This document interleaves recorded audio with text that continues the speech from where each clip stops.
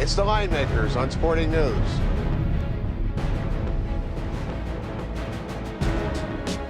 Hi, I'm Micah Roberts. Welcome to the Line Makers on Sporting News. We're going to talk about the sports books over the weekend, Thanksgiving holiday. Started out brutal for the sports books on Thursday.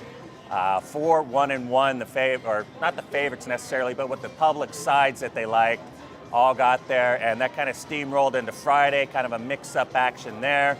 And then came Saturday, the worst college football Saturday in Las Vegas this season.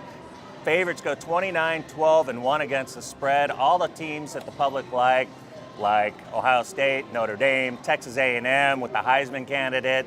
People were on that. Alabama, they're in the news with the BCS title. Talk about that. And then you had Oregon also with the short spread, people laying there. So you had 5 teams that the public been playing all year that came in like clockwork there, cashed some big tickets out there. And the problem going into Sunday is that the sports books were already kind of losing before the day began because there was so much liability going into the key games.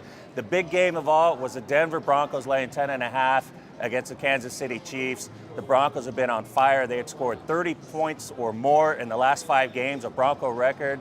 The fans, the bettors everywhere love betting the Broncos this season. They've been cashing in on them quite well all season long. Not this time, though. The Chiefs finally got there. They covered. And not only did the Chiefs get there, but for the first time all season, the combination of the Chiefs, Jaguars, and Browns covered. That was enough for the books to pretty much quell the liability, get rid of some of that risk that they had there, and then move on and try to make some money at the end of the night there. And the big game closing out the night, everybody had the Packers. Giants end up destroying them, 38-10 as 3-point favorites. That pretty much sealed the day for the books. It was a small win on Sunday, but overall for the weekend, it was still a loss just because of the bad Saturday, just because of the risk from Thursday. Patriots over, and that game was bad. And it ended the month on a good note, but it's still sour because we're looking at about a $12 million loss for the state. We won't know exact figures until next month after Gaming Control Board releases them. But it wasn't a very good month. It was the worst month ever.